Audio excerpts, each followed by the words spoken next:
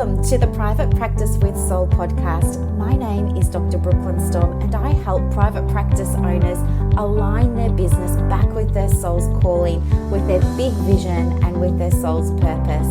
Unlike other private practice coaches, I've traveled the world in search of spiritual resources, spiritual tools, education and information so that you can have the transformation that your soul desires and needs so that you can up-level your business.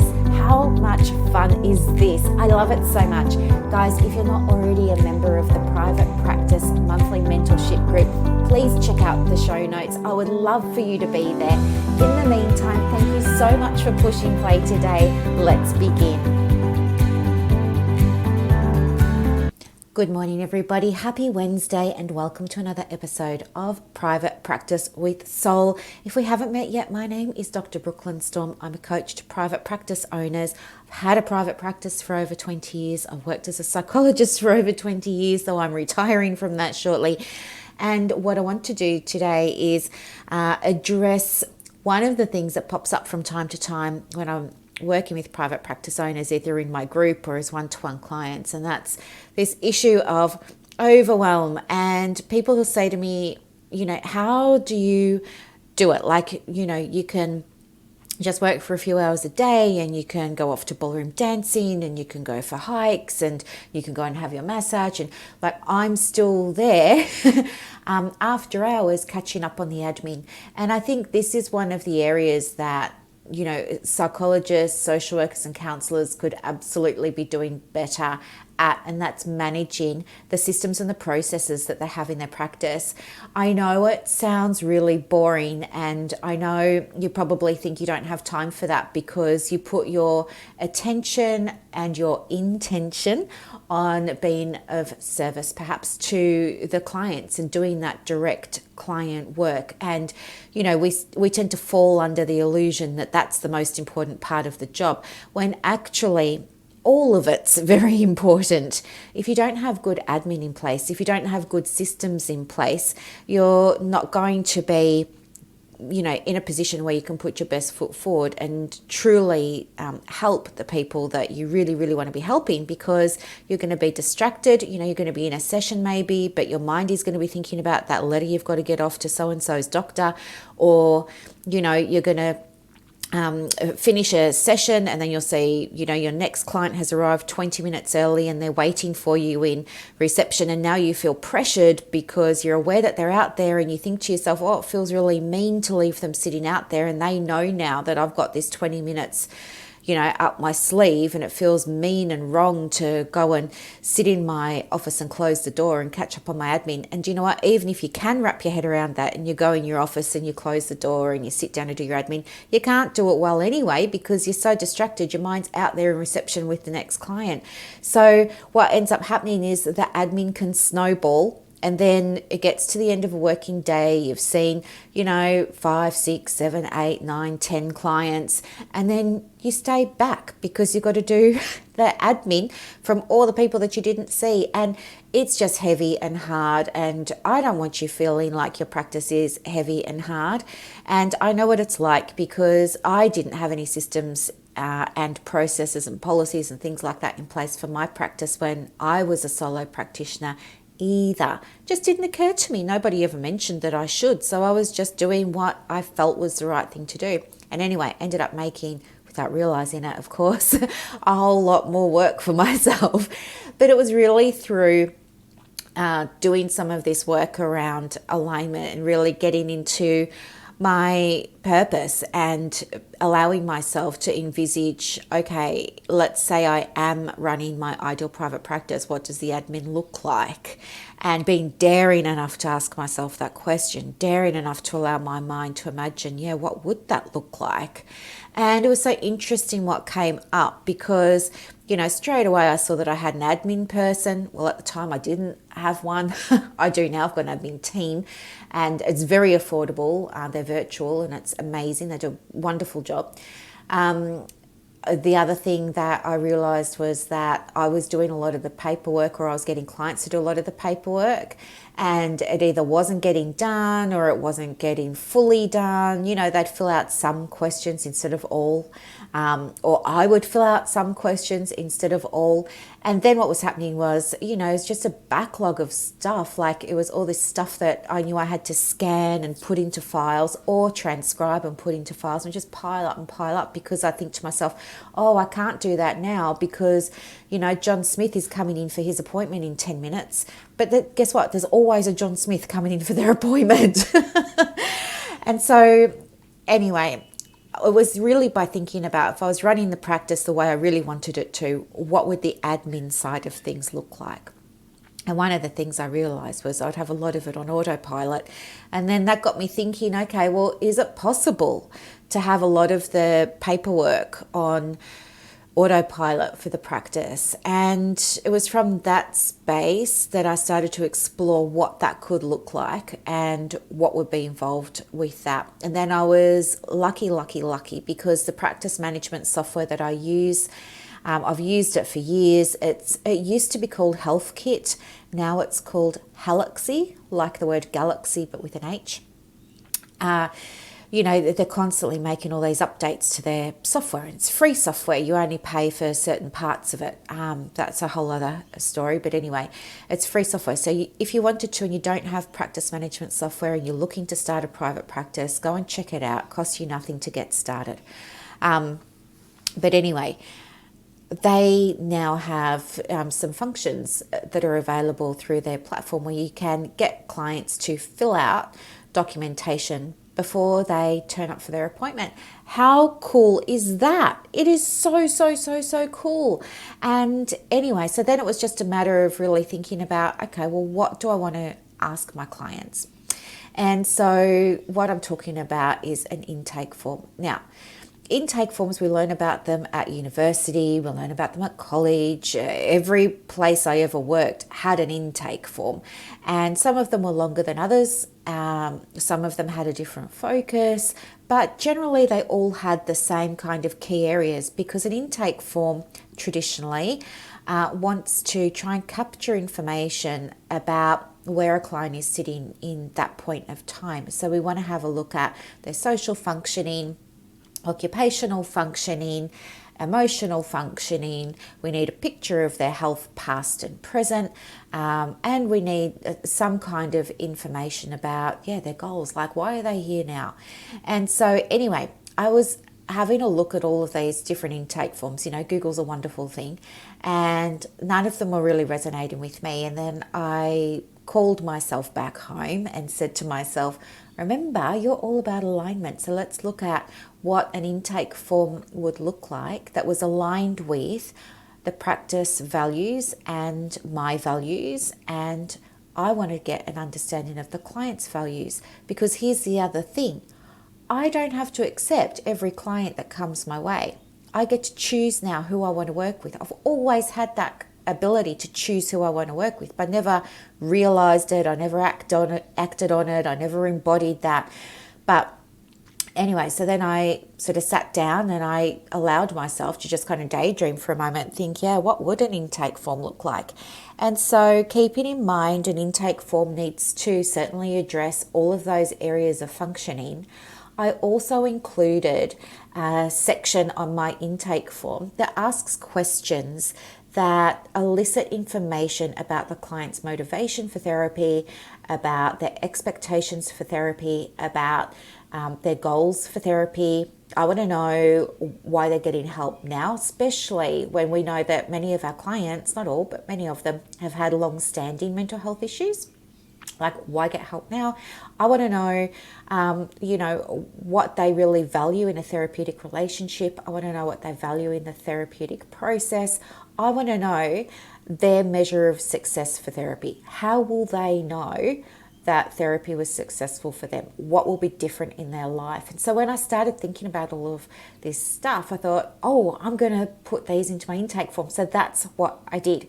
And then what ended up happening was, just got it on autopilot, goes out to all of my clients before they book an appointment. And anyway, it meant then that I then had to look at a process. So the process that I implemented was this form gets emailed out to all new clients, right? When they book their first appointment, this email goes out to all new clients with instructions on how to complete the documentation. Now, what happens is this is a fillable form. It's fillable online through Haloxy.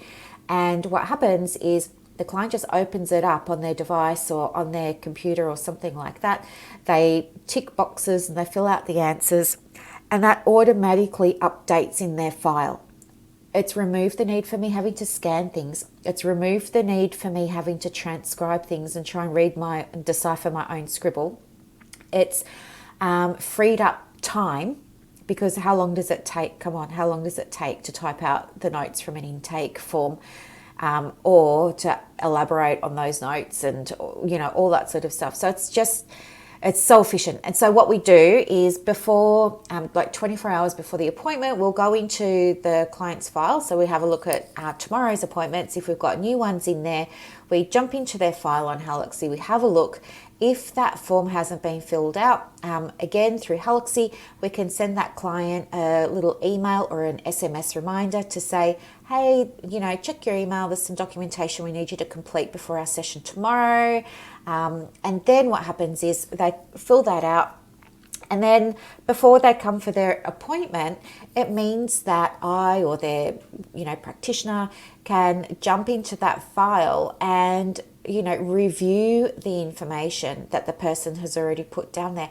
And how helpful is that? How helpful is that to know, the level of motivation of your client, what's prompted them to come along now, what they really value in a therapeutic relationship, what they really value in therapy, how they know if therapy is going to be successful for them, all of that sort of stuff. How helpful is that for your clinician to know? I think it's super helpful because it can help that clinician, frame a first session to align with that client's values, and they know what the client's needing and wanting and expecting. Of course, you want to use part of that time in an initial meeting to review the content that was provided by the client on that intake form and seek clarification, but it also creates discussion points. And you know me, I'm not just about let's treat anxiety, let's treat depression. I want to go further than that. I want to take the conversation further with clients. I want to know more of that. I want to know their perspective on things. It's really important to me to help them understand, well, yeah, let's imagine I do get better. What would it look like on the other side of therapy? What would be different in my life? Because here's the thing too, it may just be the demographic I have been working with, but probably the majority of my clients have had long-standing, 5+ years of depression or anxiety. It's like once a doctor tells them they've got that diagnosis, they never let it go, in some ways, just in my opinion and in my experience. It's like they identify with that label and don't want to let it go or can't let it go, or they feel like they're still experiencing it, and they are from time to time, but for some of them, it's gotten to the point where they're not able anymore to distinguish between what's a, air quotes, normal experience of anxiety that, we would all experience versus what would be a more clinical diagnosis of anxiety, et cetera, et cetera. And so, for some clients, they've got now an identity of, I have anxiety, I'm an anxious person, I'm this, I'm that. And so, they can go and see, how many times have you worked with someone, they're like, you're the 7th psychologist I've seen, or you're the 17th social worker I've seen, and no one's been able to help me. And, I can't shake this. Some of that's around identity, not all, but some of that is. And so I want to help them future pace and say, okay, well, how would you know if the therapy had helped? And they're going to say, oh, I wouldn't be as anxious anymore. Great. What's that going to look like for you? And start to get them to open their mind and expand their awareness around what it's going to look like for them when, the therapy has been effective. Because I bet for a bunch of them, not all, but I think for a bunch of them, they probably haven't even stopped to think what it will be like for them to be able to manage their anxiety and what's going to become available and open. So I want all of that captured in my intake form. I want to honor the process by helping my clients start to think this is possible. Let's look at what would need to be different in order for me to be getting well again, and start having that thinking activated for the client before they even start in the therapeutic process. It's just my approach. It might not be for you, but it's just my approach. I'm being honest and transparent here.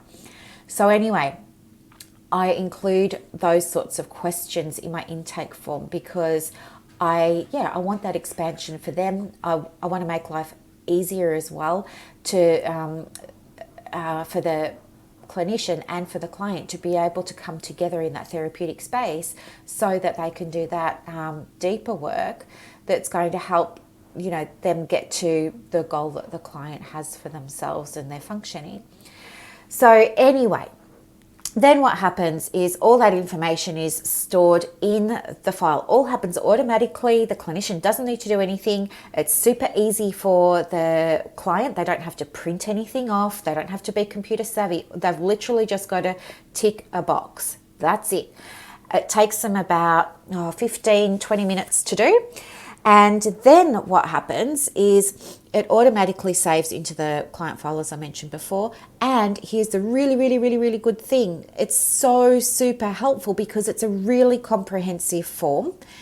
And the reason I think it's really, really helpful is because how many times has this happened to you? You've been in private practice, you've worked with somebody for like 4 sessions, and then they've disappeared.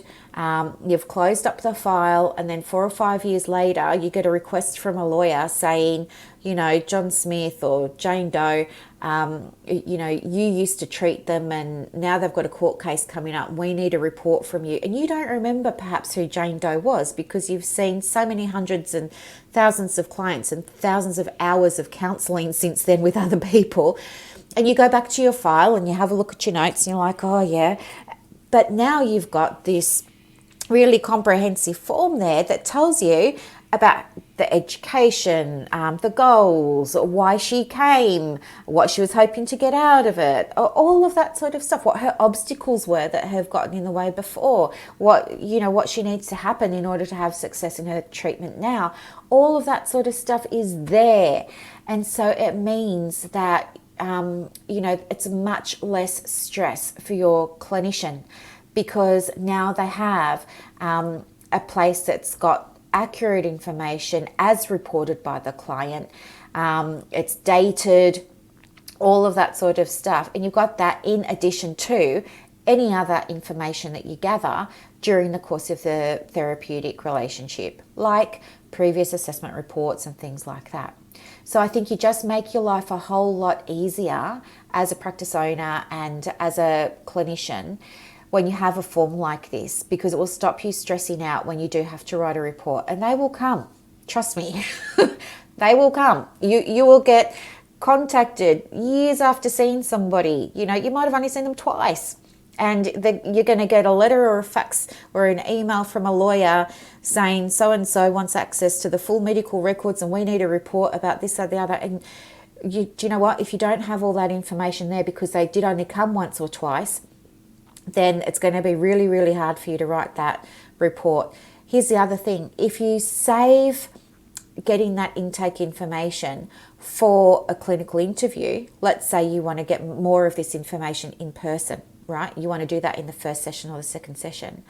I think that is such an art to be able to navigate because, and again, this is just my opinion, but I want to spend my first couple of sessions holding space for my client, creating that safety space for them where they can feel trust, safe, secure, heard, not judged, valued, like I'm there for them. I'm all ears and I want to hear their story.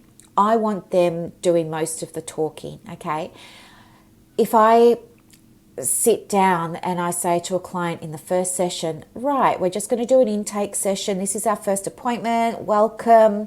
Today and next time you come, we're going to be doing a bit of a history. So I'm going to be asking you some questions. And it's just going to be like I'm interviewing them.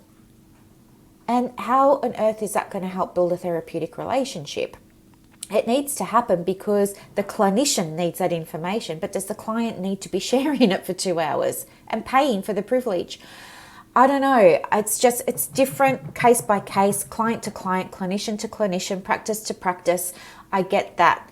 But for me, my approach is I would much rather be present and let the client speak and share their story rather than make the client feel like it's another interview. And again, it's just because a lot of the clients that I work with have already told their story a million times, gone through those interviews a million times. And I want to honour the fact that they've been brave enough to try again.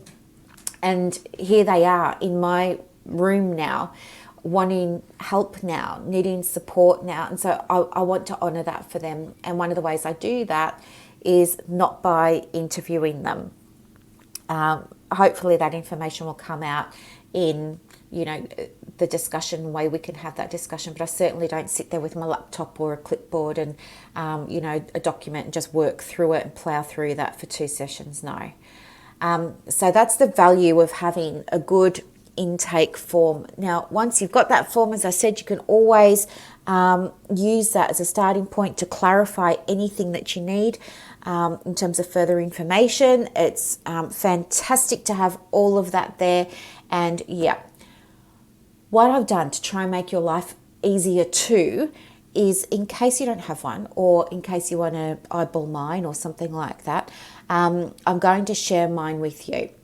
So it's in the show notes. You can just click that and you can get it. Now, I did share this with a colleague of mine and I said to her, hey, I'm going to give this to everybody because I think that it's going to be helpful for some people who are just starting out in private practice. And also I want to show people who have been running a private practice for a little while how you can streamline your intake assessments and things like that and just make their life a little bit easier. And I love your feedback on it. And so she had a look at it and she goes, she said to me, I love that it's fillable. That's amazing.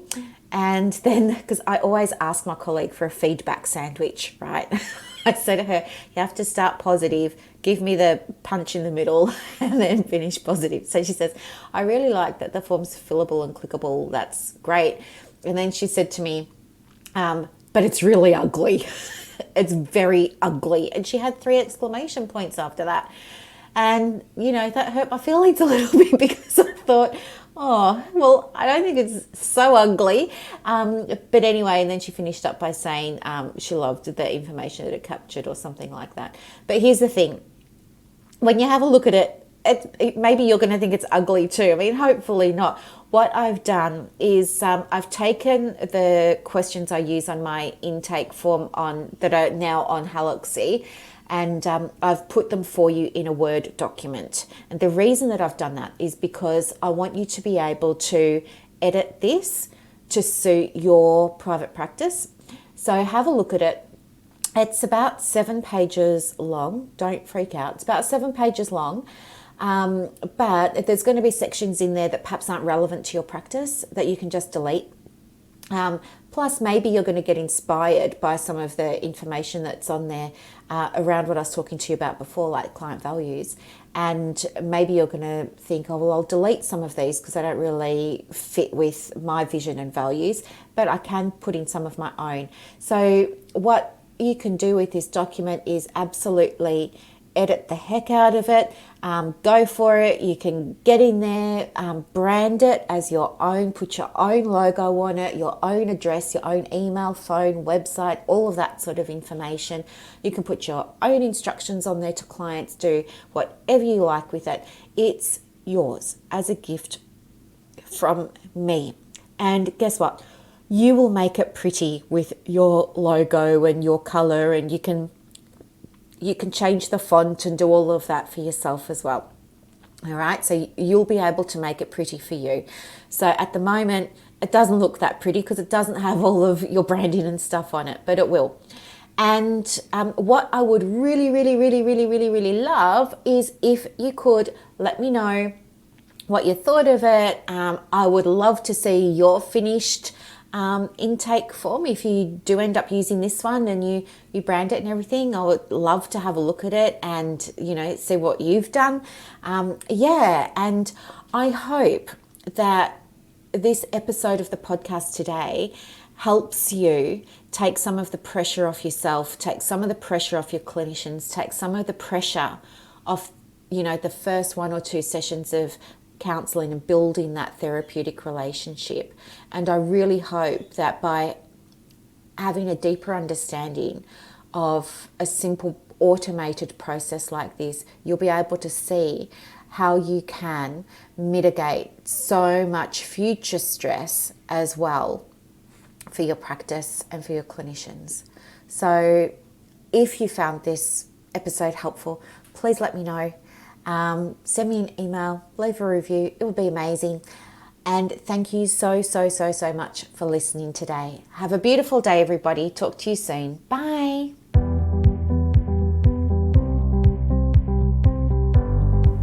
Welcome to the Private Practice with Soul podcast. My name is Dr. Brooklyn Storm, and I help private practice owners align their business back with their soul's calling, with their big vision and with their soul's purpose. Unlike other private practice coaches, I've traveled the world in search of spiritual resources, spiritual tools, education and information so that you can have the transformation that your soul desires and needs so that you can up-level your business.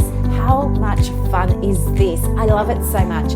Guys, if you're not already a member of the Private Practice Monthly Mentorship Group, please check out the show notes. I would love for you to be there. In the meantime, thank you so much for pushing play today. Let's begin. Good morning, everybody. I know it's not Saturday, it's Monday, isn't it?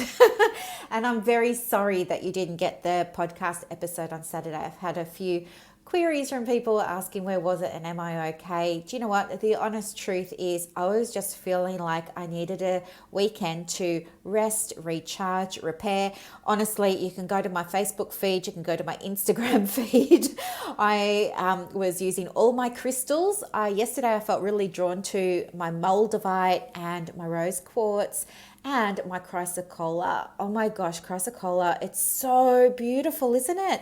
Google it if you haven't seen it already, but I love it because it reminds me of the beach. It reminds me of like waves crashing below the cliffs. It's a stone that has deep green, deep blue, little bits of brown like rocks that might be below the surface, and little bits of white like caps on the ocean waves. And I just look at it and I feel calm, but I know that calm is just a kind of like what we see on the surface, isn't it? When what's going on underneath all those caps on the waves is actually something very powerful. So I felt called to use my crystals yesterday. I got back into my regular routine of meditating. I woke up 10 minutes earlier today and did my meditation again. I'm just feeling so much better. So here's a lesson. If you're feeling like you're getting a little bit tired, then absolutely it's fine to take a break and allow yourself to rest and repair. I think you'll find most of the time, most people are very understanding. So anyway, today I want to answer a listener question. So this was a request that came through on email asking what's something that this lady might be able to do today that might be able to make a difference in her private practice. And I think this is a great question, but it's also very broad, isn't it? So what I've done is I've just thought about some clients that I've worked with in the past and some stuff that's been coming up lately in some of the groups that I'm in. And I thought I'd speak to that. So there was a lady, I'm going to say her name was Mel, but it wasn't.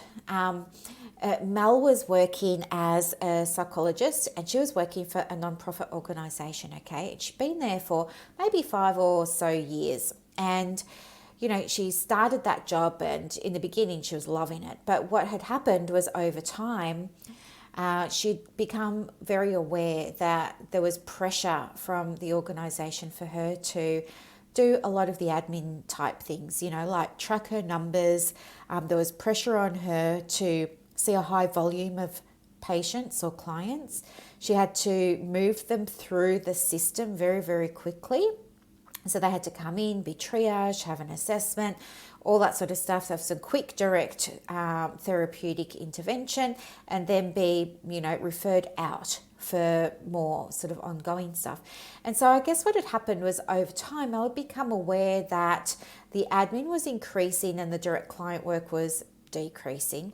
She'd also become aware that as this was going on, her joy and her happiness were decreasing because the role was no longer in alignment with her values. It was no longer in alignment with why she even got into psychology in the first place, which was to help people. The good thing about this situation was that it had given her a lot of time to reflect, and she became really aware that what was important to her was the long-term work with clients. She wanted to see somebody at the beginning of their journey and then through to the end of the journey. And that was super important to her. She had tried to see whether or not there was a way to make this work in her current workplace, and there just wasn't because of funding restrictions and this, that, and the other. So then she was talking to some girlfriends about it, and they'd suggested to her that maybe she'd look at starting her own private practice, right? Which, okay, great idea. But here's the thing, she didn't know anything about how to start one. And so she went into Facebook groups and she started asking people, I'm thinking of starting a private practice. So I'm just pouring myself a cup of herbal tea here while I'm talking to you because it's only 2 degrees in Western Port right now. It's freezing. I can't even see my front fence for the fog. It's crazy. Gabe, my dog, he's on the bed and I've turned the electric blanket on for him so he can be nice and warm. So he's rugged up and toasty warm over there. Oh my goodness. Anyway. So where was I? So she goes into these Facebook groups. She's like, hey guys, I'm thinking of starting a private practice. What do I do? And guess what? She gets bombarded with everybody giving their opinion on what she should and shouldn't be doing for private practice and on what they think the most important things are. And you know what? She's reading all of the comments, and while she's very grateful and thankful that people are writing back, it's making her more aware that there's a lot she doesn't know. And she's confused because people are telling her different things. Okay. So now she's like, all right, what do I do now? And here's the other thing, I think once you become aware that you're not happy in your current role, it makes that awareness increase, don't you think? Like, I know when I was working for an employer years ago, I got to the point where I wasn't loving it anymore. And then once I realized I wasn't loving it anymore, every subsequent day became more of an effort. And it had nothing to do with clients. I love doing the client work, but I just mean all that ancillary stuff that goes around it, right? So anyway, she wanted to know, like, what do I do? What's the next step? And so I spoke with her and we had a conversation. It was really nice, actually. And this is always such a joy for me because I love helping women unpack, their why. I want to understand what's important to her with her business, and I want to understand what her vision is. And a lot of the time people don't have one, They think that if you have a vision, it's got to be like what you learned about in high school when you were studying business management in year 10, that you've got to have this very formal vision and mission. That's not what I'm talking about. I mean, I love to help women tap into, their big why. Like, why on earth did you spend 14 years of your life studying to be a psychologist, in my case, and hundreds of thousands of dollars, and sacrifice all that time where you could have been socializing, going out with family and friends, having a life, but you weren't because you had your head in a book because it was so important to you to get this qualification so that you could do what? And I don't think it's enough when women say, oh, I just wanted to help people. Yeah, everybody says that. But take it further. Like, how did you want to help them? Why did you want to help them? Did you have some experience in your life that made you want to give back, And so, in one of the groups, I asked people, what's your story about why you started in private practice? And it was so beautiful to see why everybody got into it. Some people that had a really positive experience with a social worker or a counselor or a therapist or a psychologist while they were growing up, and that had really made such a deep and profound impression on them that that became their why. They wanted to do that too. They were inspired by their own journey working with that person. Other people said, well, I saw a movie and I realized, the impact that one person can have, and I really wanted to have an impact. And, things like that. Everybody has a different story, but it was just so beautiful to see. But that's what I mean in terms of trying to anchor into your vision. Like, really go back and think, why did I choose this degree? Why was it so important to me? I mean, if I said to you today, hey, come and get coaching and pay $40,000 for it and you can have a beautiful practice, you'd probably freak out. Yet you went and spent hundreds of thousands of dollars on your university education, and you're really going to sit there and tell me you don't know why, or you did it to help? There are cheaper ways of helping people. You must have had some reason why this was important to you, and it was so important to you that you sat up at night and you did the assessments, you did the tutorials, you gave the presentations, you drove into the city, you went outside your comfort zone, you crammed for exams. How many hours have you spent in university libraries photocopying stuff or on the microfiche? Maybe I'm showing my age now. But you know what I mean. How many hours did you sit in lectures? How many hours did you spend outside of lectures sitting down with girlfriends, reviewing your lecture notes? All of that sort of stuff was propelled because you were motivated. But what were you motivated to do? Why? How did you want to help? And I think that is the first step in understanding what private practice can mean for you. Okay? And that's something that we tend to veer away from when we're working for other people. When we work for other people, it's kind of like getting married, I think. When you're in a long-term relationship or when you're married with someone, you know how it feels like you lose a little bit of yourself, but you gain a little bit of that other person. You start dressing the same, you start using the same phrases, you start watching the same things on TV, stuff like that. And then when the relationship falls apart, you go through this whole process of what's my identity, who am I? Oh, I'm going to go back and do those things that I used to do before I met him or her, right? And so you have to go through that process of rebuilding. I think it's kind of the same. When you're working for an employer, you leave some of your stuff at the door and you have to take on some of their stuff, don't you? And then when you leave, it's a matter of, oh yeah, what's my identity again? Why did I do this again? And that's got to be the first step. And the number one thing that you can do to make a difference today in your private practice is to allow yourself the space and the time to really reflect on your why, okay? And that's what your purpose is in a way, yep? It's not this big intangible thing that you can't see, that's bigger than you, that you'll never be able to figure it out. No. Make it easy for yourself and just ask yourself, why do I want to do this? And why is this so important to me? And what effect do I want to have on the world or on a certain group of people? Or how do I, not everybody wants to serve, by the way. Some people just don't like that idea of servitude. So if you're in that category, that's great, don't worry. But think about how you want to help, how you want to make an impact, just like you have an income goal for your private practice, you absolutely need to have an impact goal. So think about, what kind of impact do you want to make? What would that look like? Who are you working with? How are you working with them? What's the legacy?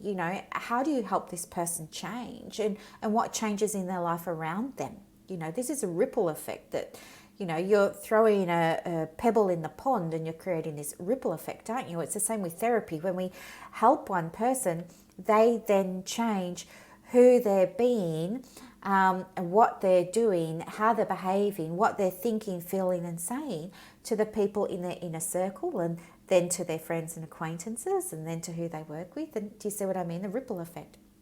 So that's the number one thing that you can do. And I think it's a step that's often skipped because we're just in a rush to get out of where we are and into something new. And we have these ideas. We're very focused on, you've got to make some money. I've got to do it for myself. It's going to be my way or nobody else's way. I'm choosing the furniture for my room. I'm finding a logo. I'm choosing a business name. It's all very, ego focused, keeping you nice and safe financially, nice and safe in a business sense, all that sort of stuff. But here's the thing, when you're not anchoring the practice from the beginning into your why, you're not going to have a soul aligned practice, are you? It's just going to be another business that you don't feel connected to. And you're going to have difficulty in that business because it's out of alignment with your values. It's out of alignment with your vision. So the number one thing that you can do right now, right today, that can make a difference in your practice is giving yourself the space to sit down and reflect on why you want to do this, okay? And I would also ask yourself, what stories are you telling yourself about running a private practice? Write that stuff out. What story am I telling myself about running a private practice? Or what story am I telling myself about starting a private practice? Write that out as a journal prompt and write for 4 or 5 minutes and see what comes up for you. And then ask yourself, all right, that was a surprise. That's interesting what's come up there. Where on earth did this story come from? Maybe it's your story based on your experience, but I bet it's not. I bet this is stories that you've internalized because you read it in a Facebook group, you read it in someone's email, you have girlfriends or colleagues that are running their private practice and they've shared their story with you and you've taken on their story as yours. I bet it's probably not even your story. And then ask yourself, how's this story helping you? Is it helping you? And journal to that. And then write out, what would I rather tell myself? What would I rather the story be about me and private practice?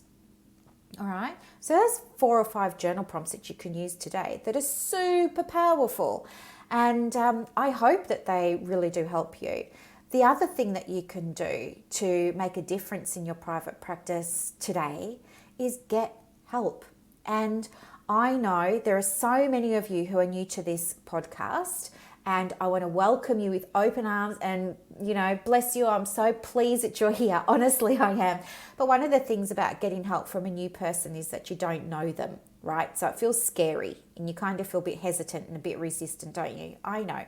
I've been in that position too. But something that really helped me was getting to know people first. And so what I can do to help you get to know me is you can absolutely come and join my group. It's only going to cost you $1 for the first 30 days. And I want to give you that so that you can see the training I provide in the group. You can participate in the coaching calls, get some support for your practice. They happen every Monday at 11 a.m. You're welcome to binge watch all of the pre-recorded ones, the recorded ones that I did before that are in there. Plus, I've got units in there where there are tools and resources to help you at any stage of your private practice. Plus, you get to join a community of other women who are at different stages of either starting or developing their private practice as well.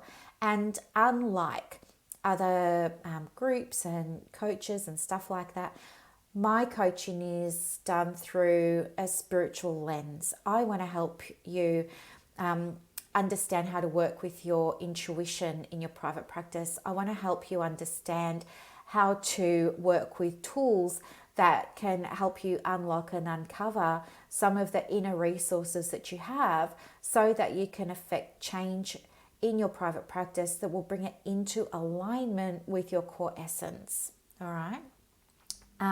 But if you've been listening for a while and if you've been following me on social media for a while, then you well and truly know who I am and how I work. And I do have a couple of spots open for one-to-one coaching, and it's more affordable than you might think before you panic about the money.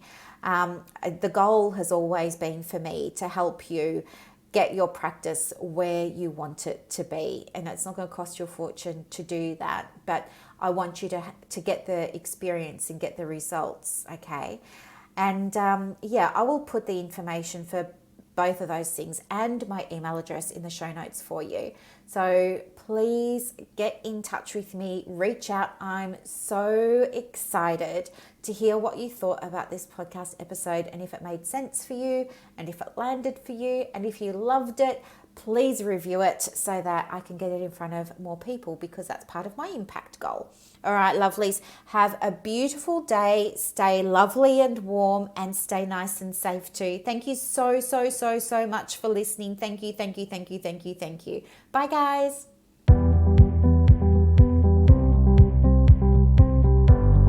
Thank you so much for listening to this episode of the Private Practice with Soul podcast today. If you're looking for clarity, if you need help with branding, your processes, and bringing everything into alignment with your soul's purpose for your private practice, head to the show notes and click the link for more information about the Private Practice Monthly Mentorship Group. You are going to love it. I can't wait to see you in there. Thanks so much for listening. Bye.